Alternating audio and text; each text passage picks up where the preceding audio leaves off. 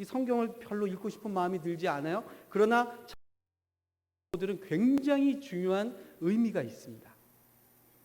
그게 그냥 허투루 쓰여진 게 아니고 창세기에 나오는 족보 하나하나는 상당히 하나님께서 그 가정을, 그 가문을 어떻게 다루시는가를 보여주는 중요한 힌트들이 들어있다는 것이죠. 우리가 창세기 족보를 다 살펴볼 수는 없고, 오늘은 제가 이 아브라함과 이삭과 야곱에 걸쳐서 3대에 걸쳐서 하나님이 나타나신 하나님의 모습을 저희가 잠시 보면서 야곱이라는 인생을 좀 우리가 한번 생각해 보고 싶습니다. 오늘 우리가 읽은 이 창세기 35장을 보면 11절에 하나님이 야곱한테 나타나서 자신의 이름을 소개하고 있습니다. 11절을 보시면 하나님이 그에게 이르시되 나는 전능한 하나님이라. 전능하신 하나님, 그러면 우리가 하나님이 전능하시다는 것을 의심하지 않지 않습니까? 그리고 전능하신 하나님 당연해요. 그런데 전능하신 하나님이란 표현은 그 이전에 사실은 아브라함 때 처음으로 나온 하나님의 이름입니다. 그게 어디에 나오냐면 창세기 17장 1절을 보면 그 말씀이 나오고 있어요. 너는 내 앞에서 행하여 완전하라 하는 이 말씀에 보면 나는 전능한 하나님이라. 창세기 17장 1절을 보면 좀 독특해요. 왜냐하면 아브라함이 99세 때에 하나님이 나타나십니다. 근데 그 바로 앞에 구절인 16장 16절을 보면 16장 16절은 어떤 사건이 나오냐면 아브라함이 하갈을 통해서 이스마엘을 낳았을 때가 86세였더라 하고 성경이 딱 끝나고 17장 1절로 넘어가는데 아브라함 99세 때 이래요. 그러니까 16장 16절에 아브라함의 나이 86세와 99세니까 한 13년의 인생의 갭이 생기는 겁니다. 그러니까 하나님께서 13년 동안을 아브라함 인생에 사라지신 것 같은 거죠. 나타나시지 않는 거죠. 도무지 응답하시지 않는 거죠. 그러다가 99세 때 하나님이 나타나셨으니까 아브라함 인생에서는 굉장히 중요한 사건을 그가 창세기 17장에 경험하게 됩니다. 그때 하나님이 나타나셔서 처음으로 하시는 말씀이 뭐냐면 나는 전능한 하나님이라. 이 히브리 말로 보면 엘샤다이라고 그래요. 영어로 말하면 Almighty God. 무엇이든지 다 하실 수 있는 분, 못하시는 분이 못하시는 것이 없는 분, 이런 뜻입니다. 그러니까 하나님께서 아브라함의 인생에 왜 그때 나타나셨는가? 그 앞절을 보면 자신의 생각과 자신의 계획으로 언약을 이루려고 하던 아브라함의 인생이 잘못됐다는 것을 13년 동안 하나님이 기다리시다가 99세에 나타나셔서 하나님의 전능하심을 이야기하면서 두 가지를 그에게 요구하십니다. 첫 번째는 뭐냐면 아브라함의 이름을 바꿔주세요. 아브라함에서 아브라함으로.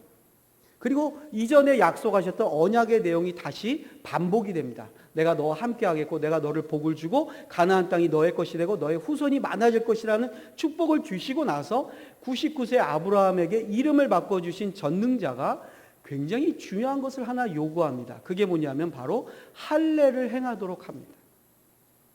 그 할례라는 게 뭐냐면은 이제 남자의 성기의 끝을 자르는 거죠. 그러니까 아브라함으로서는 굉장히 고통스럽고 쉽게 결단하기 어려운 것을 하나님이 그에게 요구하십니다. 근데 이게 아브라함 혼자 하면 되는 게 아니라 그 집안의 모든 남자가 다 해야 돼요. 이때 벌써 아브라함에게는 가정의 군대가 있었습니다. 이 가문을 지키는 군대가 318명의 군사를 가지고 있는 가나안의 신흥 세력이었어요. 근데 그에게 모든 남자, 아브라함을 포함한 모든 남자에게 할례를 행하라는 건 뭡니까? 그들을 지켜줄 수 있는 시큐리티가 완전히 무장해제되는 거죠. 남자들이 할례를 행하고 끙끙 앓고 있는 것을 생각해 보십시오. 군사력이 다 무장해제가 되고 또 하나 문제는 뭐냐면 아브라함의 다음 생애에 자녀가 나올 것인지 안 나올 것인지에 대해서 누구도 확신할 수 없는 거예요. 아브라함뿐만 아니라 그 집안의 모든 남자가 할례를 행했으니까. 요즘처럼 진통제가 좋거나 항생제가 잘 나왔거나 시술을 하는 아주 훌륭한 의사가 있는 때가 아니고요. 그야말로 거칠고 그 고통을 참아내면서 남자들의 이 아랫도리가 다 피범벅이 돼서 일정 기간을 고통 속에 지내야 되는 게 할례입니다. 그런데 놀라운 건 뭐냐면 그 전능하신 하나님께서 이름을 바꿔주시고 그 할례를 요구하셨을 때 아브라함이 그것을 순종하고 받아들이고 나니까 바로 다음 해에 아들을 얻게 됐어요. 그 아들이 이삭이죠. 결국 하나님은 아브라함의 결단과 아브라함의 순종을 통해서 하나님의 전능하심을 드러내 보이시고야 말았습니다. 이것이 아브라함 가문에 아브라함이 처음으로 만난 전능하신 하나님이에요. 그 이후에 이삭의 때에도 이 전능자 하나님을 이삭이 만나게 됩니다. 그래서 창세기 28장을 보면 이번에는 이삭이 아들 야곱을 삼촌의 집으로 보내면서 뭐라고 말하냐면 3절에 이렇게 말합니다. 제가 읽어드릴게요. 28장 3절. 전능하신 하나님이 내게 복을 주시어 내가 생육하고 번성하게 하여 내가 여러 족속을 이루게 하시고. 무슨 말이냐면 이 도망가는 아들 야곱에게 이삭이 어떤 하나님을 소개하냐면 전능하신 하나님이 너와 함께 하실 것이다. 그래요. 그도 그럴 것이 이삭이라는 인생을 보면 이삭은 굉장히 순탄하고 평탄한 인생을 살아온 것으로 우리가 생각할 수 있어요. 그러나 이삭의 인생에는 굉장히 어렵고 힘든 과정이 2번 있었습니다. 그 중에 하나는 뭐냐면 아버지 아브라함 때와 같은 기근이 그가 가나안 땅에 살 때 또 닥쳐왔어요. 이런 걸 보면 아브라함과 이삭과 야곱의 세대는요 전부 기근을 만나요. 우리는 예수 믿고 구원받고 예수님의 뒤를 따르면 굉장히 복을 받고 아주 잘 될 것 같은데 이 약속의 백성들은 가나안에 들어왔더니 기다리고 있는 게 뭐냐면 기근이에요. 그러니까 아브라함 때 기근을 당했으면 아브라함이 결단하고 믿음의 가문을 이루고 그리고 이삭을 낳고 이삭을 잘 키워냈으면 이삭의 때에는 좀 부귀 영화도 들어오고 행복하고 좀 신나는 일이 많았으면 좋겠는데 이삭의 때에 또 기근이 듭니다. 근데 이번에는 창세기에 보니까 하나님이 직접 나타나셔서 뭐라고 그러냐면 너 아버지 때처럼 애굽으로 도망가지 마라 그래요. 그러니까 이삭은 애굽으로 도망도 못 가요. 현실은 뭐냐면 기근이 닥쳤어요. 근데 이삭의 순종이 거기서 나옵니다. 그 기근 때에 이삭은 그 고난의 땅을 지켜낸다는 거예요. 우리 오늘 마당기대 오신 여러분, 우리가 지금 이 고난의 시절을 사실 겪고 있지 않습니까? 고통의 기간을 우리가 지금 지나고 있습니다. 하나님께서 우리에게 이 기근의 때에 그 땅을 지키라는 거예요.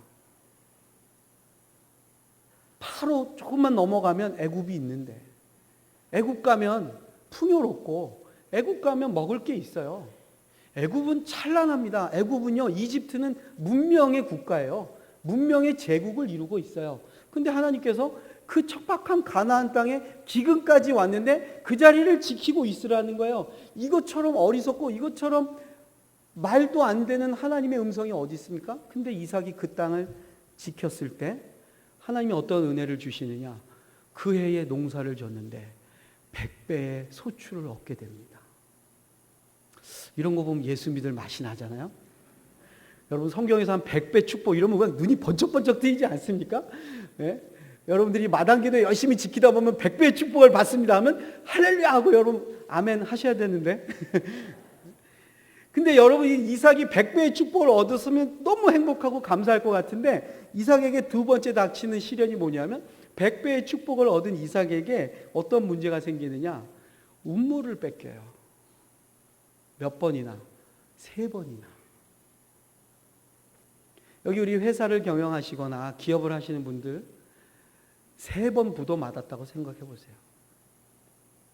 어렵게 내가 회사를 일궈서 10년, 20년 알토라 같은 내 회사를 일으켜 왔는데 갑자기 금융위기에 폭탄을 맞아서 부도를 났다고 생각해 보세요. 한 번도 아니고 2번도 아니고 3번이나 부도를 맞았다고 생각해 보세요. 그게 이삭의 인생에 가나안을 지키는 그의 삶에 그가 맞닥뜨리는 현실입니다. 이 언약의 백성들이 전능하신 하나님을 만났다고 그러는데 이 운물을 뺏겨요. 근데 더 놀라운 건 뭐냐면 이삭은 운물을 뺏기는 데 있어서 한 번도 싸움을 하지 않습니다. 보통 사람이 아니에요.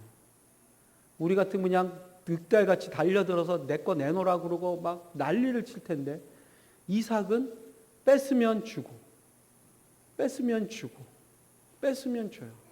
그럴 수 있는 게 뭘까? 제가 봤더니 이삭은 우물을 파면 물이 나와요. 이게 은혜인 거예요. 우리는 안 뺏겨야지 은혜라고 생각하고 누구도 나를 못 건드리는 철옹성을 지어야지 축복받았다고 생각하는데 이삭에게 주신 은혜는 뭐냐면 뺏으면 가져가라. 난 파면 되지. 파면 또 물이 나와요. 또 뺏어가요. 또 줘요. 또 뺏어가요. 또 줘요. 3번쯤 그러고 나니까 주변에서 두 손 두 발 다 들었어요. 무슨 생각을 하느냐? 쟤 건드려 봐야 소용없다. 저 뒤에 전능자 있다. 이삭은 3번 우물 뺏기고 아버지의 뒤를 이어서 가나안의 맹주가 됩니다. 이 2대에 걸쳐서 그들이 만난 전능자 하나님을 바로 이삭의 쌍둥이 아들 중에 누가 그 전능하신 하나님에 대한 생각과 믿음을 갖게 됐냐면 안타깝게도 둘째였어요. 뭐 쌍둥이니까 몇 분 차이 안 나겠지만 어쨌든 두 번째로 나온 야곱이라는 자가 이 전능하신 하나님에 대한 생각을 갖게 됩니다. 어떻게 갖게 됐을까? 성경에 정확하게 어떻게 그가 갖게 됐다는 표현은 안 나오는데 어릴 적에 에서와 야곱의 행동 속에서 우리에게 보여주시는 힌트가 있어요. 야곱은 조용한 삶에 집에 있었다고 그러고 에서는 들사람이 돼서 사냥하러 맨날 쏟아냈다는 표현이 있어요. 제가 이 표현을 보면서 왜 하나는 그렇게 사냥하러 다니고 한 녀석은 집에 있을까? 제가 좀 묵상을 해봤거든요. 그래서 제가 어느 날 성경을 읽다 보니까 아브라함이 할아버지가 몇 살까지 살았나 보니까 175살까지 살았습니다. 이삭을 몇 살에 낳냐면 100살에 낳거든요. 근데 이삭이 몇 살에 결혼하냐면 40에 결혼을 해요. 그러니까 아버지 아브라함 140대에 며느리를 봅니다. 그런데 이삭이 몇 살에 자녀를 낳냐면 60에 쌍둥이를 낳아요. 그러면 그때 할아버지 나이는 160살이에요.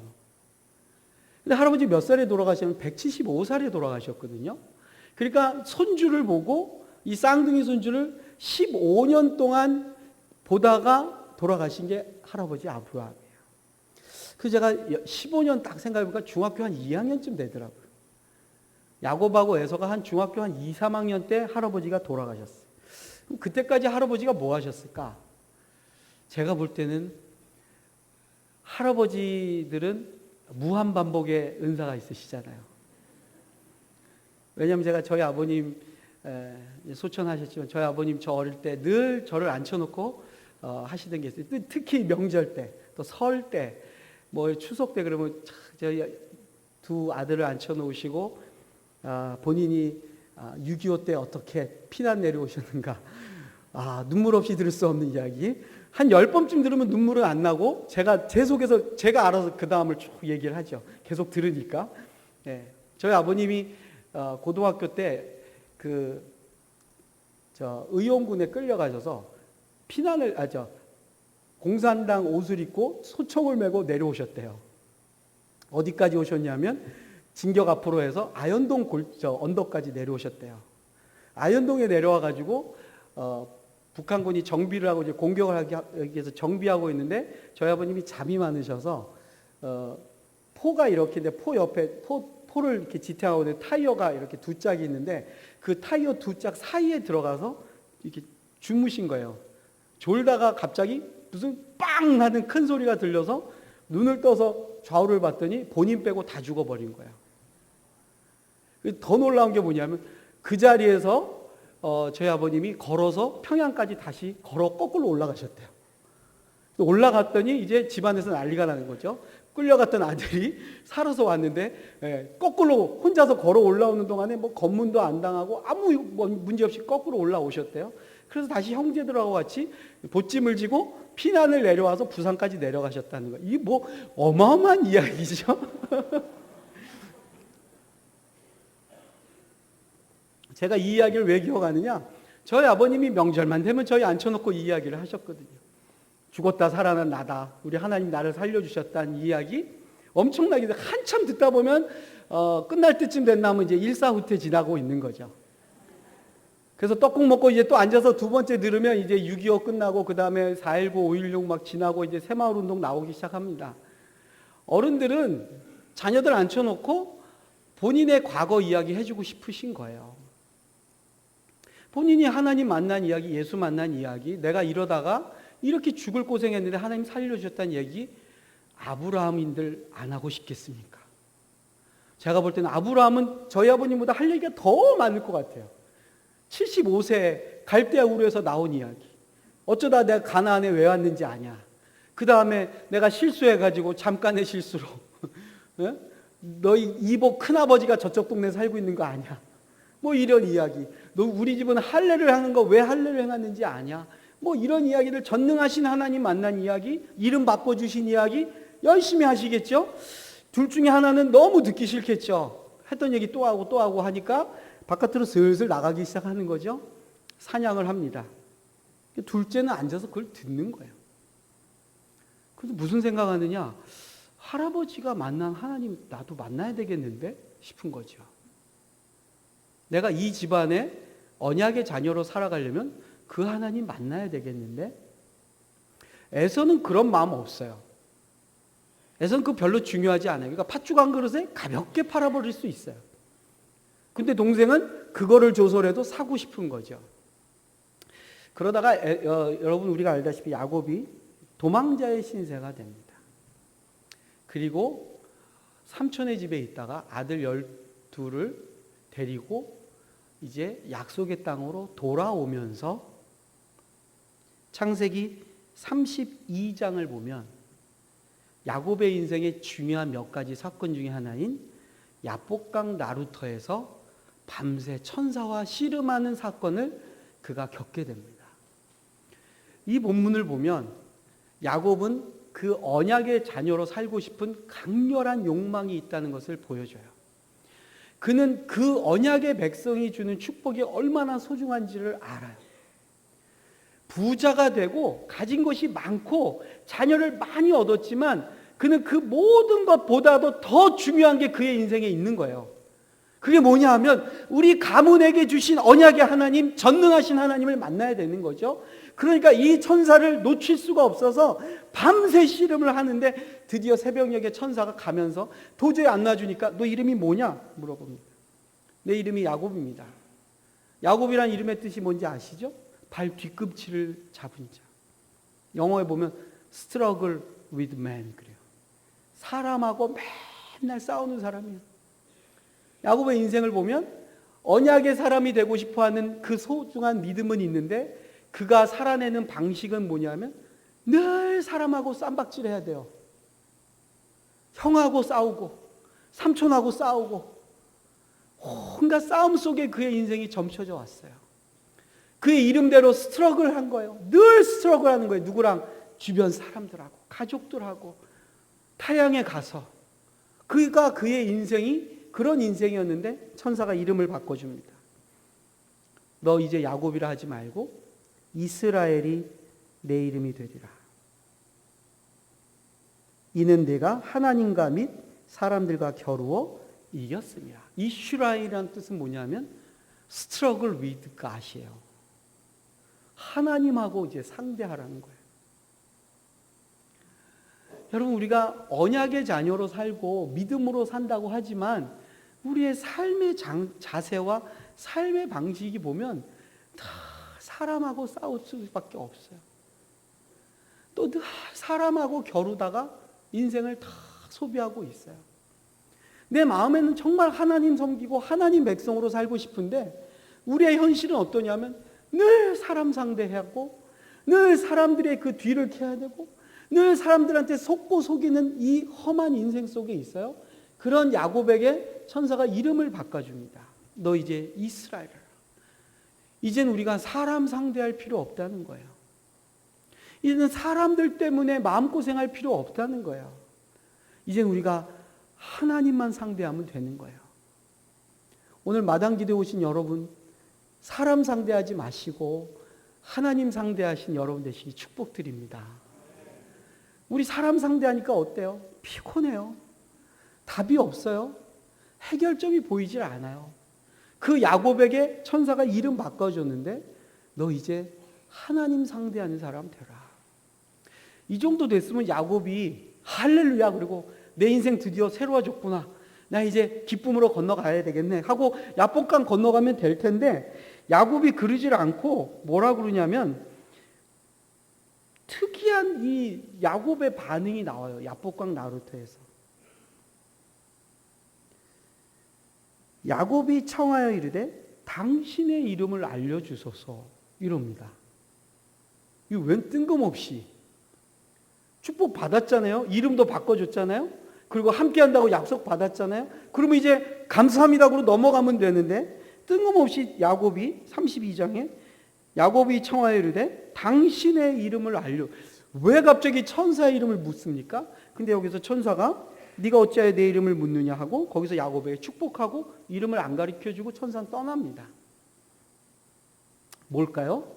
야곱은 내 이름이 바꿔진다는 그 사실 앞에 할아버지가 만난 하나님에 대한 기대치가 있는 거죠.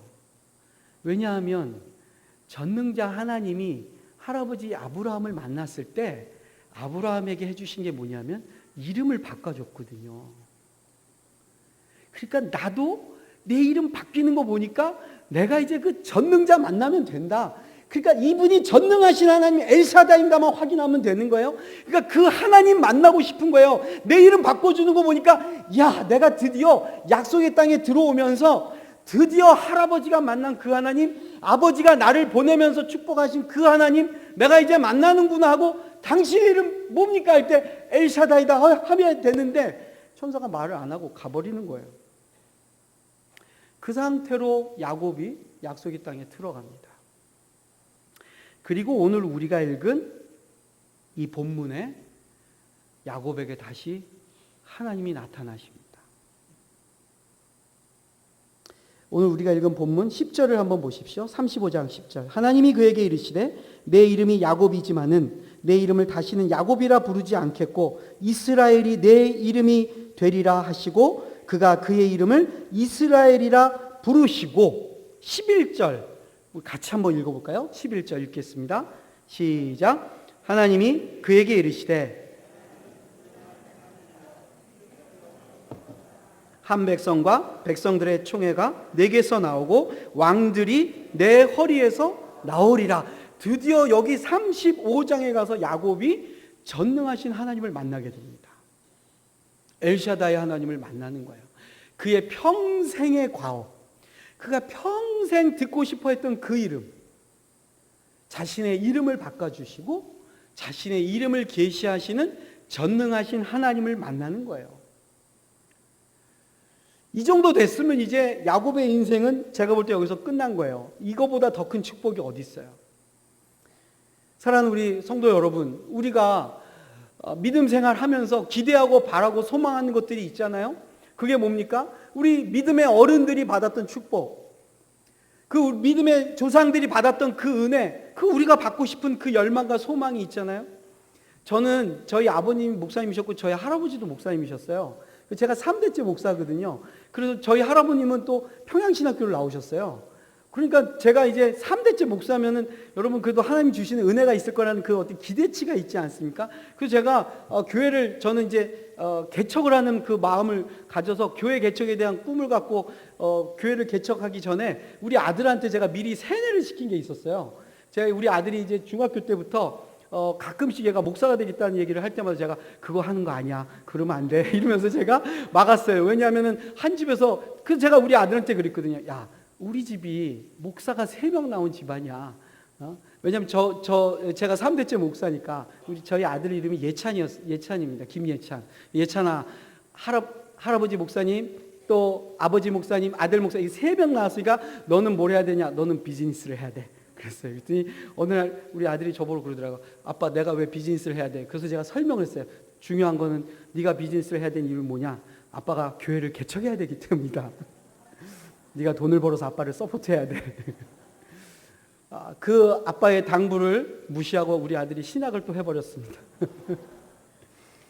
근데 여러분 3대쯤 우리가 예수를 믿고 뭐 3대쯤 목사의 집안이 되면 기대하는 게 있잖아요. 우리 할아버지가 만난 하나님, 우리 아버지가 만난 하나님, 우리 여러분 믿음의 가정에서 자라나신 분, 또 믿음의 가문을 일으키신 분들, 우리 자녀들이 믿는 하나님, 우리 손자들이 믿는 하나님, 우리 그런 기대치가 있지 않습니까?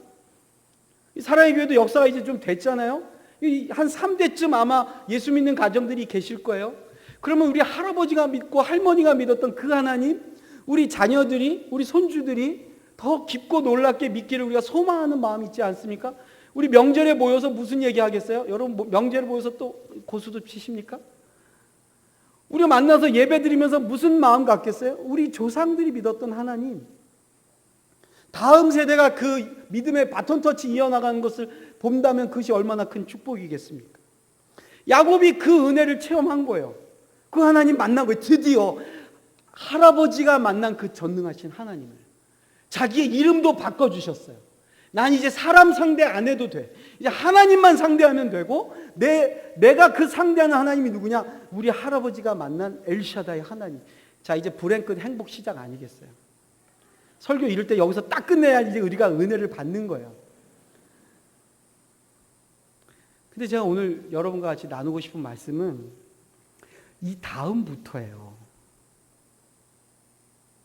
이 다음부터예요. 전능하신 하나님을 야곱이 만났는데,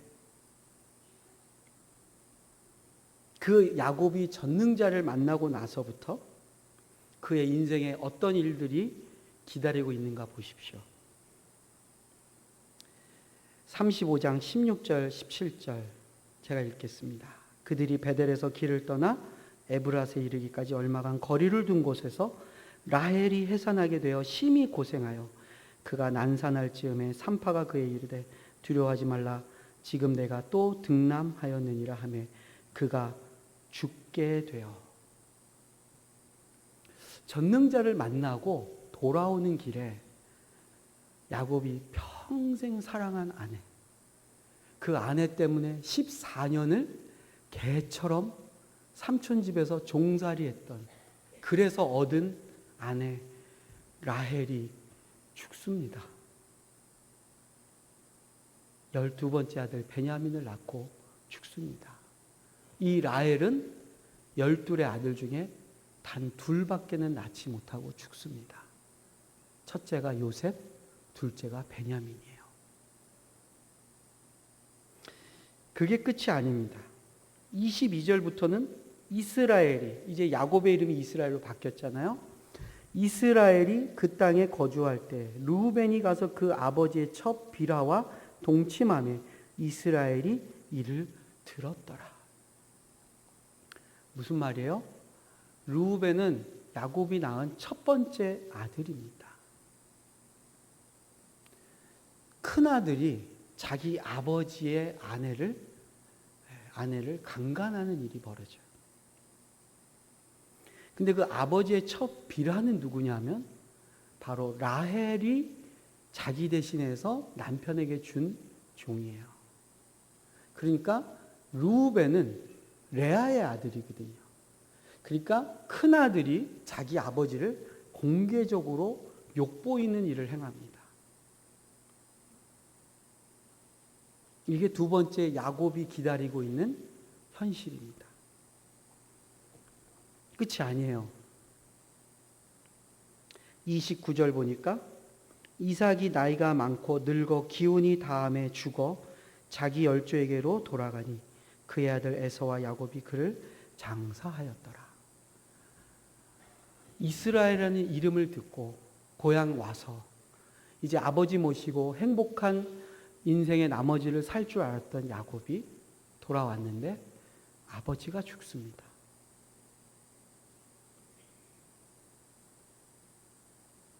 돌아오는 길에 아내 죽고 큰아들이 자기 부인 건드리고 그리고는 아버지마저 죽습니다. 여러분, 이러한 일들이 내 인생에 닥칠 때 우리가 그 인생을 살아낼 수 있을까요? 이 일이 그냥 막 쏟아져서 나한테 툭툭툭 떨어질 때 내 정신이 온전할 수 있을까요? 하나 더 남았어요. 그가 사랑하는 요셉. 그 요셉의 피 묻은 옷이 어느 날 자기 발 앞에 던져집니다. 그 아들 하나 때문에 그 고생하며 삼촌의 집에 있었는데, 야곱이 삼촌의 집을 떠나던 때가 언제냐면 그 떠나던 때는 라헬이 요셉을 낳았을 때입니다. 야곱이 그 고통스러운 외삼촌의 집에서의 세월을 견딘 이유는 내가 사랑하는 아내 라헬이 아들을 낳으면 나는 고향 간다, 이 생각으로 버티다가 11번째 드디어 라헬이 요셉을 낳았을 때 야곱이 이제 돌아가자 하고 고향으로 들어온 거예요. 근데 어느 날 자신의 발 앞에 자기가 그렇게 사랑하는 아들한테 사입힌 채색 옷이 피범벅이 돼서 던져집니다. 이게 전능자를 만난 야곱의 인생이에요. 이렇게 보면 도대체 전능하신 하나님은 뭐 하는 하나님인가 싶습니다. 엘샤다이, 우리 할아버지가 만나고 우리 아버지가 만나고 내 평생에 이 하나님 만나려고 형 때문에 도망자 신세가 되고 외삼촌 집 가서 개처럼 살고 그렇게 고생하다가 돌아오다가 야복강에서도 그 하나님 만나려고 밤새 씨름하다가 내가 환도뼈 부러져서 장애인이 되고, 그래서 드디어 35장 가서 이 하나님 만났잖아요. 이제 야곱이 이스라엘 됐잖아요. 그런데 돌아오는 길에 아내가 죽고 정착하고 나니까 큰아들이 자기 부인을 건드리고 아버지가 죽고 자기가 사랑하는 그 아들도 죽어버렸어요. 여러분, 야곱의 인생에서 아버지 이삭과 부인 라헬과 아들 요셉이 죽었다는 건 무엇을 의미하겠어요? 야곱의 과거, 야곱의 현재, 야곱의 미래가 다 사라져 버렸습니다. 야곱에게는 남은 것이 하나도 없어요. 큰아들은 집안을 완전히 망가뜨려 버렸고, 아버지도 죽고 아내도 죽고 아들도 죽었어요. 도대체 야곱에게 있어서 전능하신 하나님은 어떤 분이냔 말이에요. 오늘 우리가 이 마당 기도에 모여서 이 말씀 속에서 우리가 찾고 싶어하는 하나님, 우리 전능하신 하나님 만나면 어때요?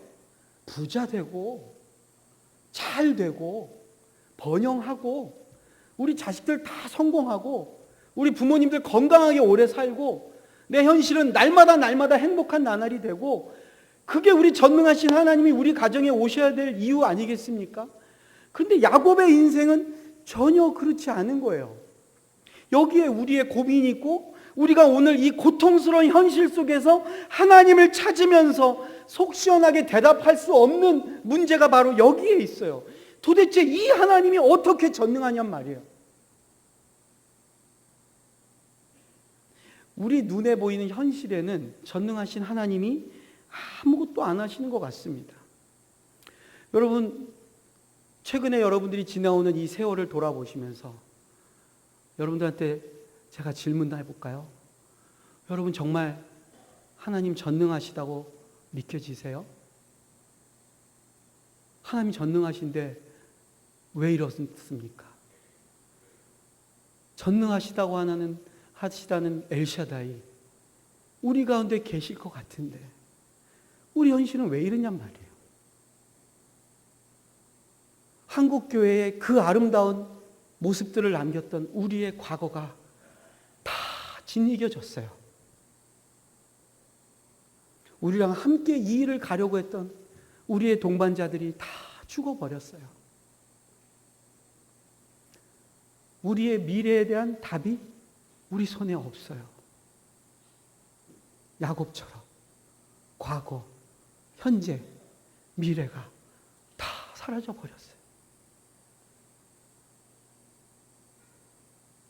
이 마당 기도에 전능하신 하나님은 어디 계십니까? 어쩌면 이러실 수 있을까요? 이 야곱이 평생 그 하나님 만나려고 그 어릴 때부터 그 인생의 고단한 인생을 살아온 이 사람이 100살이 넘어서 맞이한 현실은 그의 과거와 현재와 미래가 다 무너져 버린 겁니다. 그러나 여기에 하나님의 전능하심은 우리 눈에 보이지 않는 곳에서 역사하고 계시다는 겁니다. 야곱은 가나안에서 과거와 현재와 미래가 무너진 삶을 살아냅니다. 하나님이 전능하시다는 그 한 가지 때문에 그의 현실은 전능하신 하나님이 일하시지 않는 것 같은데 그는 그 속에서 이 하나님을 붙잡고 아내가 죽어도 큰아들이 자기의 부인을 건드려도 아버지가 죽어도 사랑하는 아들이 죽어도 야곱은 전능하신 하나님을 붙잡고 이 현실을 살아내고 있습니다. 그의 인생에 답이 있어서 살아내는 게 아니에요. 그가 뭔가 희망을 가질 만한 것이 손에 쥐어져서 살 수 있는 게 아니에요. 우리 같으면 벌써 목숨을 끊어도 내가 내 혈관에다 칼을 거도 몇 번을 걸 만한 일들이 벌어지고 있어요. 그런데 그 야곱이 이스라엘로 살아내고 있어요. 이제는 내가 더 이상 사람 상대하지 않고 이제는 내가 더 이상 사람하고 싸우지 않고 이 모든 현실, 이 고단한 자신의 오늘 하루를 전능하신 하나님을 붙들고 살아내고 있다는 것입니다. 근데 성경은 우리한테 이 고단한 야곱의 인생 저 너머에서 일하고 계시는 하나님을 보여주고 계십니다. 그게 어떻게 나옵니까? 야곱이 상상도 못하는, 야곱이 꿈도 못 꾸는, 야곱이 생각하지도 못하는 애굽에 요셉이 살아있는 거예요. 우리 눈에는 아무것도 보이지 않습니다. 우리의 현실 속에서는 답이 없어요. 그런데 우리가 포기하지 말고 이 믿음의 길을 걸어가야 될 이유가 있어요. 그건 우리가 전능하신 하나님을 만났기 때문입니다.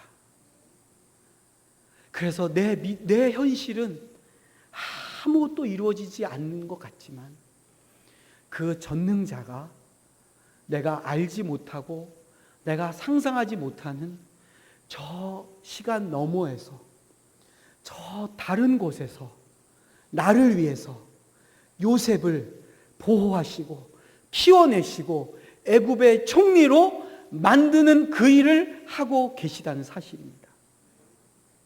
사랑하는 우리 성도 여러분, 지금 우리는 야곱 같은 하루하루를 살고 있습니다. 매일매일 눈을 떠도 소망이 안 보이고 나의 과거가 다 사라졌고 나의 미래가 도무지 생각나지 않고 우리의 현실은 팍팍하고 그런 인생을 오늘도 살고 있습니다.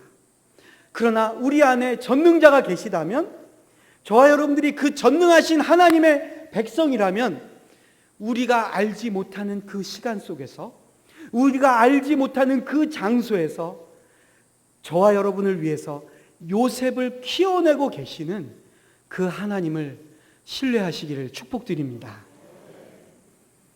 우리 눈에는 아무 증거가 보이지 않습니다. 그러나 믿음만을 가지고서 우리는 이 길을 걸어갈 뿐입니다. 내일을 누가 압니까?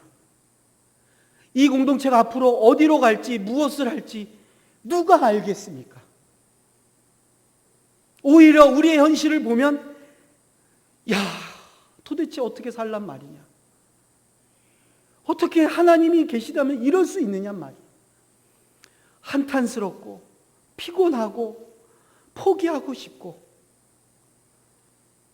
야곱이 제가 이렇게 보니까 그 시절을 한 10년쯤 겪은 것 같아요. 왜냐하면 야곱이 보니까 아버지 이삭이 죽게 되거든요. 근데 180세 이삭이 죽었대요.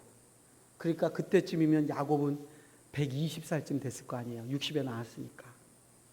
근데 야곱이 나중에 애굽에 갔을 때 바로왕 앞에 서게 됩니다.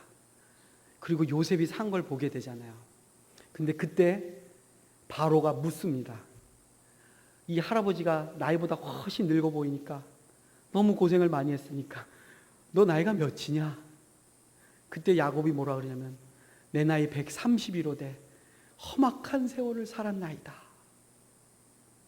그러니까 120에 아버지 잃고 130에 요셉을 만날 때까지 10년의 고단한 세월을 그가 살아냅니다.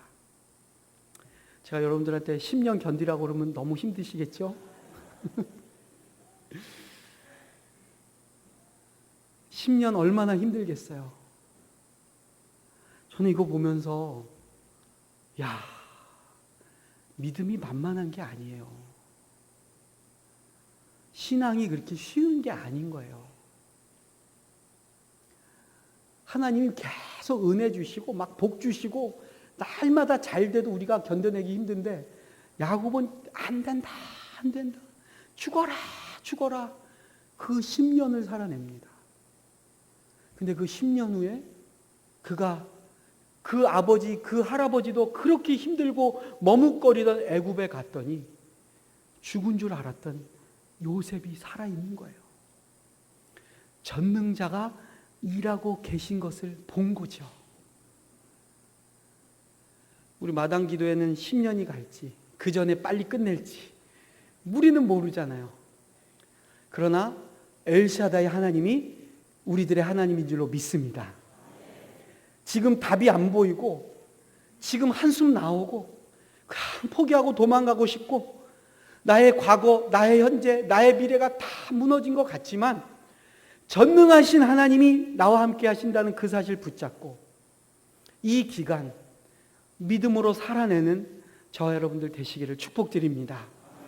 그리고 우리가 그 시간 지나고 나서 우리가 다 같이 손에 손을 잡고 야, 전능하신 하나님, 우리의 하나님 맞구나. 함께 노래하고 찬양하고 영광 돌리는 그 예배 다시 드릴 수 있기를 축복드립니다. 제가 작년에 이 말씀 드리고 마칠게요. 부활주일 여기서 예배 드리고 나서 10월에 제가 요즘은 사고난 교회 많이 불려다닙니다. 작년 10월에 어딜 갔냐면 목동의 제자교회에서 4일 동안 부흥회를 오라 그래가지고 제가 4일 동안 부흥회를 했어요. 가가지고 첫날 제가 너무 눈물이 나서 정말 울음을 참느라 고생했어요. 그 엄청난 사건과 사고 속에서 5년을 버텨온 그 성도들이 때로는 쫓겨나서 길에서 예배를 드렸대요. 예배당을 못 들어와서 길거리에서 200명이 앉아서 그러다가 어느 날은 눈이 오더래요. 그 눈을 다 맞으면서 예배를 드렸대요. 그래서 이제 법적으로 다 좀 해결이 되고 해서 이분들이 들어왔는데 예배당 안을 못 들어가세요. 그래서 부흥회를 열고 절을 불렀는데 갔더니 성도가 굉장히 적은 거예요. 그래서 왜 이렇게 적냐 그랬더니 목사님 여기 있는 만큼 지금 딴 데 또 있어요. 그러는 거예요. 교육관에서 예배를 드리고 있어요. 그 교육관이 작으니까 교육관 똑같은 사이즈로 바로 옆에 방이 있는 거예요. 그래서 여기 앉은 분만큼 이 옆에 또 앉아 계시대. 벽 너머에. 그래서 왜 교육관에서 예배를 드립니까 했더니 아직 상처받은 영혼들, 돌아올 성도들 때문에 예배당 안을 못 들어가고 계시는 거예요. 들어가도 되는데. 그래서 교육관에서 부흥회를 하고 계세요. 그러면서 이분들이 이제 다 마무리하고 다 함께 예배당 들어갈 때까지 우리 여기서 예배 드립니다. 그러면서 임시 당회장 목사님이 저보고 와서 부흥회를 하라고 부른 거예요. 그래서 4일 동안 부흥회를 했거든요. 올해 그 교회가 다 사건 사고가 끝내고 드디어 다시 담임 목사님 모시고 예배당 본당에서 예배를 드리게 됐어요. 저한테도 카톡으로 오시라고 쪽지가 날라왔어요. 그래서 제가 일부러 갔어요. 토요일 날. 저 구석에 앉아서 저 혼자 예배 드리면서 제가 그때 그 마음 들었어요. 고단한 하루하루 살아낸 이 교우들, 이 사역자들, 이 교회 전능하신 하나님 살아계시다. 결국에는 하나님이 살 길을 예비해 주시는구나. 그 풍상노수, 그 쫓겨다니고 패대기침 당하고 고소고발로 얼룩진 그 영혼들이 예배당 모여서 다 같이 예배 드리는데, 저는 서초동에 있는 동네자원교회 목사인데 목동의 이 교회가 얼마나 은혜가 스럽군요. 그 예배 가운데 제가 전능하신 하나님 봤습니다. 바라기는 여러분 예배 가운데, 여러분들 살아가는 이 하루하루 고단하고 힘들지만 시간 저 너머에 내가 알지 못하는 그곳에서 우리를 회복시킬 요셉을 키워내고 계시는 엘샤다의 하나님 붙들고 이 하루 또 하루 살아내는 저와 여러분 되시기를 축복드립니다. 기도하겠습니다. 전능하신 하나님, 그 전능자 만나고 불행 끝 행복 시작, 편안한 노후 살고 싶은 저희들, 수십 년 교회에서 충성하고 봉사했는데 우리의 노년의 때가 왜 이렇습니까? 내가 그렇게 사랑했던 이 교회인데 오늘 우리가 왜 이렇게 살고 있습니까? 우리가 앞으로 미래가 있습니까? 야곱처럼 그의 과거, 그의 현재, 그의 미래 다 무너져 있는 그 상황 속에서도 전능하신 하나님 우리 편 되실 줄로 믿습니다. 우리의 현실은 아무것도 변하지 않았고 우리의 실생활은 여전히 고단하고 피곤하지만 시간 저 너머에서 또 다른 장소에서 요셉을 키워내고 계시는 그 하나님, 그 전능자 우리도 붙들고 살아내게 하여 주옵소서. 우리가 기도할 때, 부르짖을 때 전능하신 하나님 응답해 주옵소서. 예수님의 이름으로 기도합니다. 아멘.